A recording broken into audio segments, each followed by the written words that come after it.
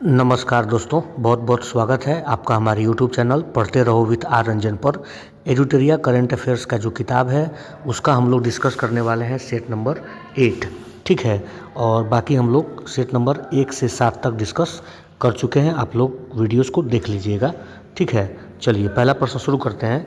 33वें ग्रीष्मकालीन ओलंपिक खेल के बारे में सत्य कथन का चयन करें, ठीक है। 3 कथन दिया हुआ है, आपको बताना है इसमें सत्य कौन है। तो पहला कथन है कि 33वें ग्रीष्मकालीन ओलंपिक खेल का आयोजन पेरिस फ्रांस में किया गया, बिल्कुल करेक्ट है।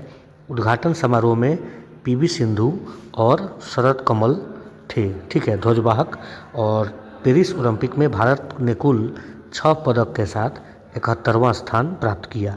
तो ये भी कथन सत्य है, यानी कि तीनों हम लोग का जो कथन है वो सत्य है, ठीक है। उसके बाद दूसरा प्रश्न देखिए, भारत ने किस देश के साथ व्यापक आर्थिक और व्यापार समझौते पर हस्ताक्षर किए हैं, जो एक द्विपक्षीय मुक्त व्यापार समझौता है जिसमें वस्तुओं और सेवाओं का व्यापार, डिजिटल व्यापार, दूरसंचार, वित्तीय और व्यावसायिक सेवाएं, श्रम गतिशीलता और बौद्धिक संपदा जैसे क्षेत्र शामिल हैं, ठीक है। तो ये जो समझौता हुआ है वो यूनाइटेड किंगडम के साथ हुआ है, ठीक है।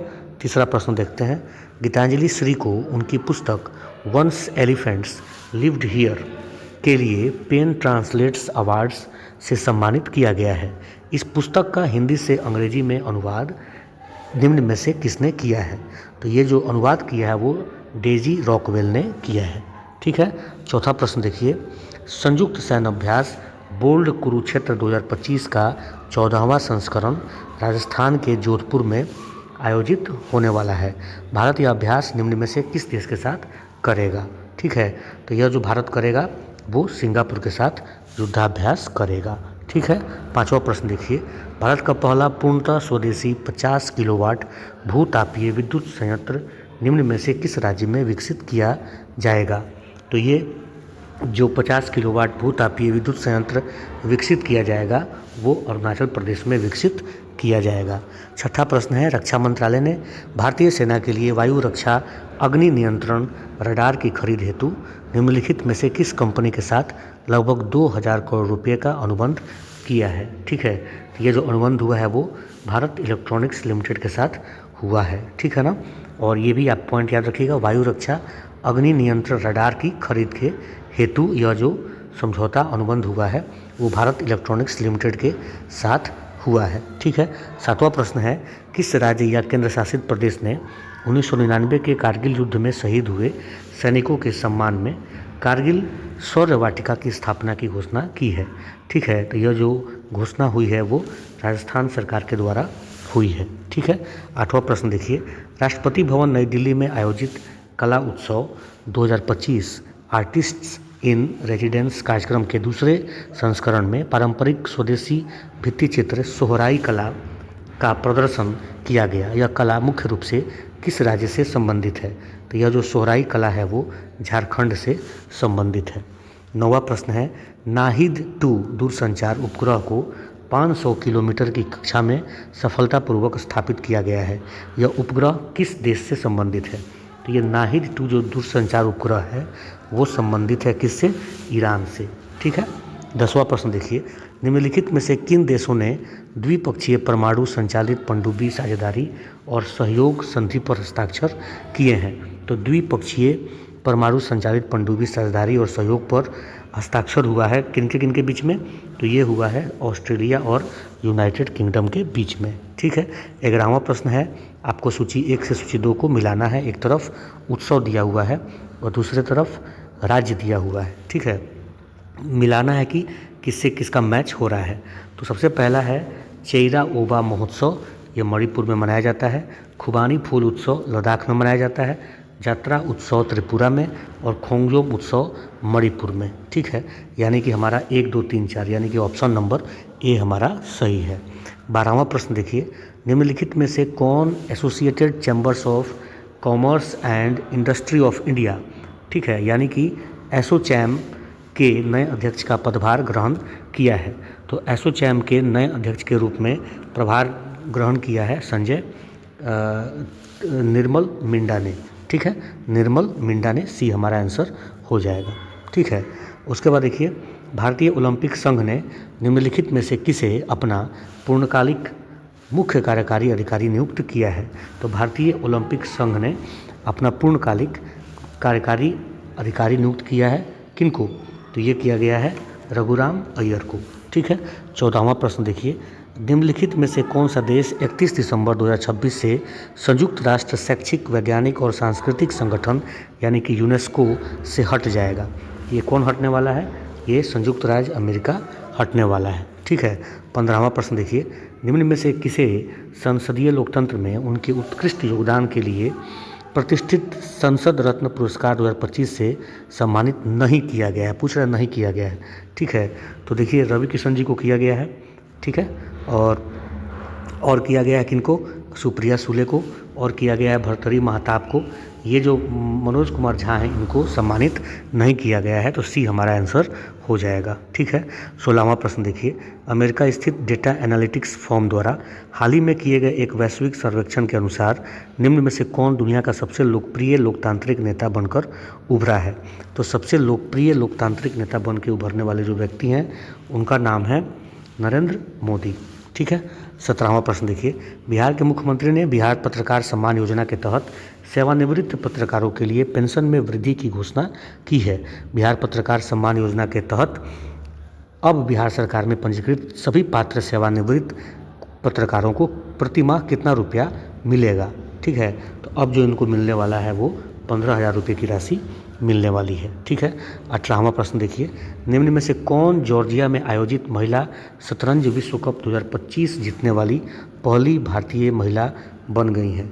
तो पहली भारतीय महिला दिव्या देशमुख बन गई हैं जो महिला शतरंज विश्व कप जीत चुकी हैं।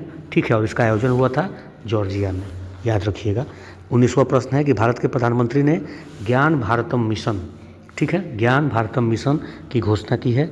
ज्ञान भारतम मिशन को भारत की समृद्ध पांडुलिपि विरासत के संरक्षण, दस्तावेजीकरण और संवर्धन हेतु कुल कितने रुपये आवंटन के साथ एवं केंद्रीय क्षेत्र योजना के रूप में लॉन्च किया गया है? तो जो रुपये का आवंटन हुआ है वो हुआ है 482.85 करोड़ रुपए। ठीक है। 20वां प्रश्न देखिए, केंद्रीय मंत्री ने 166वें आयकर दिवस यानी कि 24 जुलाई के अवसर पर नए आयकर शुभंकर डैश का अनावरण किया है। तो नया जो आयकर शुभंकर है वो है मधुकर। ठीक है। चलिए, केंद्र सरकार ने निम्नलिखित में से किसे भारतीय रिजर्व बैंक के केंद्रीय बोर्ड में निदेशक के रूप में नामित किया है? ठीक है। तो भारतीय रिजर्व बैंक के केंद्रीय बोर्ड में निदेशक के रूप में जो नामित किए गए हैं उनका नाम है अनुराधा ठाकुर। ठीक है। 22वां प्रश्न है, वर्ष 2024-25 में विभिन्न उत्पादों को प्राप्त जीआई टैग के बारे में असत्य कथन का चयन हम लोगों को करना है। ठीक है। तो सबसे पहला है ओजोफेनी, एक प्रकार का मादक पेय है और ये गोवा का है, करेक्ट है। सांगरी बीन फली राजस्थान का है, करेक्ट है। नोलेन गुड़ संदेश मिठाई है, पश्चिम बंगाल, करेक्ट है। वारंगल चपाता मिर्च ये आंध्र प्रदेश का नहीं है। तो यही हमारा जो कथन जो है सुमेलित ये नहीं है। तो डी हमारा आंसर हो जाएगा। ठीक है। आप लोग बताइए मुझे कमेंट करके कि वारंगल चपाता मिर्च किस राज्य का है जिसको जीआई टैग प्राप्त हुआ है। ये आपका एक प्रकार से अब मैंने दे दिया आपको होमवर्क। ठीक है। चलिए, 23वां देखिए, किस कंपनी ने भारतीय विज्ञान संस्थान बेंगलुरु में भारत के पहले हाइड्रोजन ऑक्सीजन प्रणोदन इंजन का सफलतापूर्वक परीक्षण किया है? तो वो जो कंपनी है वो स्टारडोर एरोस्पेस टेक्नोलॉजी प्राइवेट लिमिटेड। ठीक है। चलिए, जुलाई 2025 में जारी अंतर्राष्ट्रीय मुद्रा कोष के विश्व आर्थिक परिदृश्य के रिपोर्ट के अनुसार भारत की अर्थव्यवस्था वित्तीय वर्ष 2025-26 और 26-27 दोनों के में औसतन कितने की दर से बढ़ने का अनुमान है? ठीक है। तो भारत के अर्थव्यवस्था के बढ़ने का जो अनुमान है वो 6.4% के दर से बढ़ने का अनुमान है। ठीक है। 25वां प्रश्न देखिए, निम्नलिखित में से किसे सशस्त्र सीमा बल का महानिदेशक नियुक्त किया गया है? तो सशस्त्र सीमा बल का महानिदेशक नियुक्त किया गया है किनको? तो वो हैं संजय सिंघल। ठीक है। 26वां प्रश्न देखिए, भारत का पहला हिंदी माध्यम MBBS कॉलेज बनने जा रहा है, कहाँ पे? तो सबसे पहला जो भारत का हिंदी माध्यम MBBS कॉलेज बनने जा रहा है वो बनने जा रहा है जबलपुर में। ठीक है। चलिए, भारत के प्रधानमंत्री ने मासिक रेडियो कार्यक्रम मन की बात 27 जुलाई में पैठनी साड़ियों की पारंपरिक शिल्पकला की प्रशंसा की। ये साड़ियाँ निम्न में से किस राज्य से संबंधित हैं? तो ये जो पैठनी साड़ियों की पारंपरिक शिल्पकला ये जो संबंधित है वो संबंधित है महाराष्ट्र से। ठीक है। 28वां प्रश्न देखिए, सत्य कथन का चयन करें और कूट की सहायता से उत्तर देना है आपको। पहला है कि कृषि समृद्धि योजना महाराष्ट्र सरकार के द्वारा शुरू किया गया है। ठीक है, तो ये आपका बिल्कुल करेक्ट है। वीर परिवार सहायता योजना 2025 राष्ट्रीय विधिक सेवा प्राधिकरण द्वारा शुरू किया गया है, बिल्कुल करेक्ट है। और सेतुबंध विद्वान योजना केंद्रीय संस्कृत विश्वविद्यालय नई दिल्ली का पहल है, बिल्कुल करेक्ट है। उच्च शिक्षा में लड़कियों के नामांकन को बढ़ाने के लिए मुख्यमंत्री निजुत मोहिना 2.0 योजना छत्तीसगढ़ सरकार द्वारा शुरू किया गया है, नहीं, ये करेक्ट नहीं है। ठीक है, ये योजना जो है वो छत्तीसगढ़ सरकार के द्वारा शुरू नहीं किया गया है। तो हमारा सत्य कथन हो जाएगा 1, 2 और 3, तो सी हमारा आंसर हो जाएगा।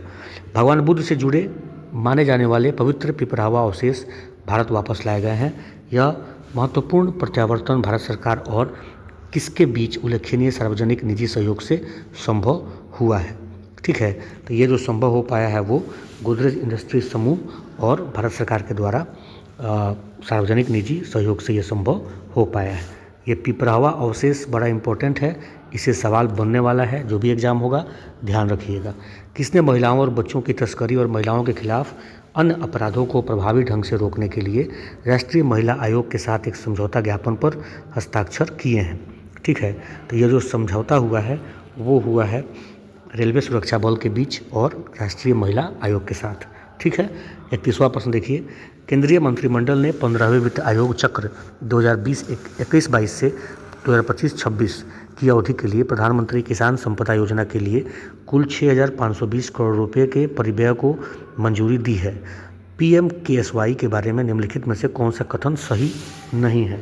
ठीक है, तो कौन सा कथन सही नहीं है पूछ रहा है, तो यह एकीकृत शीत श्रृंखला और मूल्य संवर्धन अवसंरचना इस योजना के घटकों में से एक है, करेक्ट है।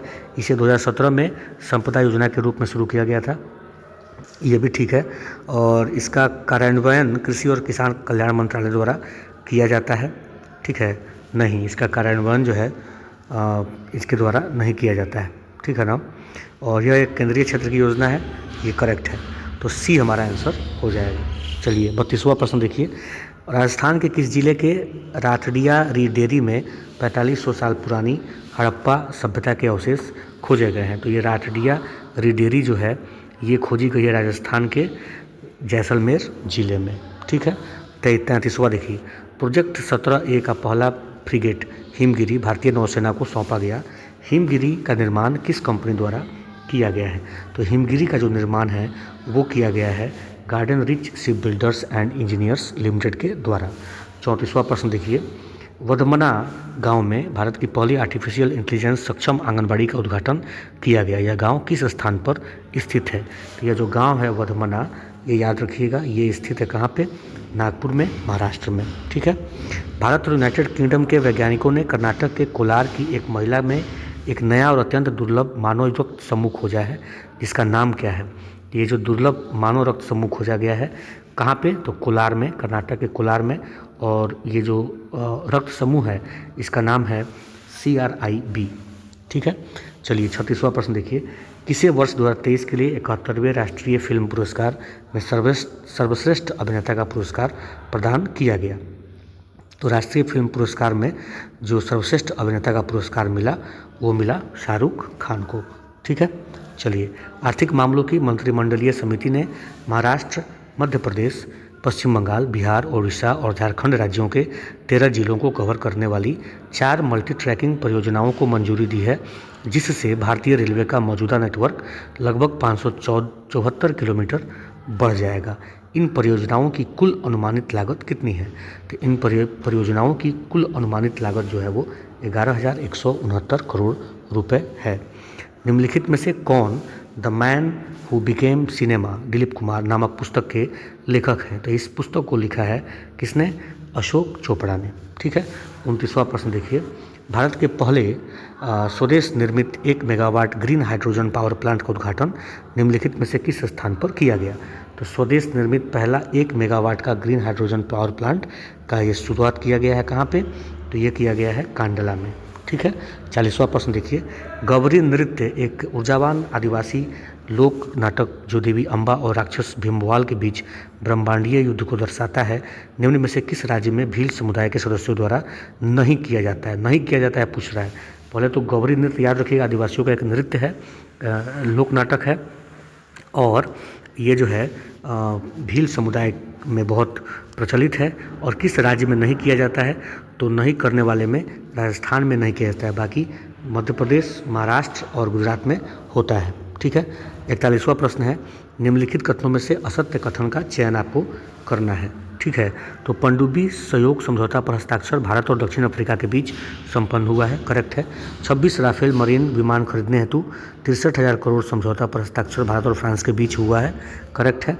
ब्रह्मोस सुपरसोनिक क्रूज मिसाइल के निर्यात के लिए $450 मिलियन का समझौता भारत और इथियोपिया के बीच हुआ है, ठीक है, ये भी करेक्ट है। इसका मतलब कि असत्य कोई नहीं है, उपयुक्त सभी कथन सत्य हैं, तो डी आंसर हो जाएगा। 42वां प्रश्न है कि विजय शर्मा का निधन हो गया, वे किस ऐतिहासिक अंतर्राष्ट्रीय जलवायु समझौते के प्रमुख निर्माताओं में से एक थे? तो ये विजय शर्मा जी जो थे वो क्योटो प्रोटोकॉल के प्रमुख निर्माताओं में से एक थे। ठीक है। 43वां प्रश्न देखिए, निम्नलिखित में से कौन उपन्यास the loneliness of Sonia and Sunny का लेखक है, जिसे 2025 के बुकर पुरस्कार के लिए नामांकित किया गया है? तो यह जो उपन्यास है ये लिखा गया है किरण देसाई जी के द्वारा। किस देश का क्रसेनिनिको ज्वालामुखी 600 वर्षों में पहली बार फटा है? तो ये जो क्रसेनिनिको ज्वालामुखी है ये कहाँ पे है? तो रूस में है, जो 600 वर्षों में पहली बार फटा है। निम्नलिखित में से कौन सा देश आधिकारिक तौर पर अंतर्राष्ट्रीय सौर गठबंधन का 107वां सदस्य बन गया है? तो आधिकारिक तौर पे अंतर्राष्ट्रीय सौर गठबंधन का 107वां सदस्य जो बना है उसका नाम है मालदोवा। ठीक है। 46वां प्रश्न देखिए, 500 किलोवाट के रूफटॉप सौर ऊर्जा संयंत्र के चालू होने के बाद निम्न में से कौन सी विधानसभा भारत की पहली पूर्णतः सौर ऊर्जा से संचालित विधानसभा बन गई है? तो ये बन गई है दिल्ली विधानसभा। 47वां प्रश्न देखिए, भारत ने 2025-26 नामांकन चक्र के तहत यूनेस्को की विश्व धरोहर सूची के लिए किस धरोहर को आधिकारिक रूप से नामांकित किया है? ठीक है। तो ये जो नामांकन हुआ है वो किसका हुआ है? तो सारनाथ वाराणसी का। ठीक है। 48वां देखिए, अटल नवाचार मिशन और डैश ने भारत के नवाचार और उद्यमिता पारिस्थितिकी तंत्र में स्थानीय भाषा में नवाचार को बढ़ावा देने और भाषा समावेशिता को बढ़ाने के उद्देश्य से एक आशय पत्र पर हस्ताक्षर किए हैं। तो एक तो अटल नवाचार मिशन है और दूसरा जो है वो है भाषिनी ने। ठीक है। इन लोगों ने भारत के नवाचार और उद्यमिता पारिस्थितिकी तंत्र में स्थानीय भाषा में नवाचार को बढ़ावा देने और भाषा समावेशिता को बढ़ाने के उद्देश्य से एक आशय पत्र पर हस्ताक्षर किए हैं। तो भाषणी आंसर यानी कि ऑप्शन नंबर डी हमारा हो जाएगा। कौन सा गांव राज्य समर्थित पायलट परियोजना के तहत भारत का पहला स्मार्ट इंटेलिजेंट गांव बनने के लिए तैयार है, जिसका उद्देश्य ग्रामीण जीवन में अत्याधुनिक तकनीकों को एकीकृत करना है? तो यह जो गाँव होगा वो होगा कौन सा? सतनावरी नागपुर का गाँव है, जो राज्य समर्थित पायलट परियोजना के तहत भारत का पहला स्मार्ट इंटेलिजेंट गांव बनने के लिए तैयार है। और आज के सेशन का अंतिम प्रश्न देखिए, एक तरफ नवीनतम दिवस दिया हुआ है, दूसरी तरफ तिथि है, आपको उसको मैच करना है। ठीक है। तो आयुर्वेद दिवस कब मनाते हैं? तो 23 सितंबर को। महिला शिक्षक दिवस 3 जनवरी को। विश्व ध्यान दिवस कब मनाते हैं? 21 दिसंबर को। और नवो भारत दिवस मनाते हैं 21 अक्टूबर को। ठीक है। तो ए का 4, बी का 3, सी का 2 और डी का 1। तो ऑप्शन हमारा सी हो जाएगा। ठीक है। तो ये रहा दोस्तों सेट नंबर 8 का क्वेश्चन 1 से 50। ठीक है। प्लीज़ दोस्तों वीडियो को लाइक कर दीजिएगा, शेयर कर दीजिएगा और सब्सक्राइब करके बेल आइकन ज़रूर प्रेस कर दीजिएगा। Thank you so much.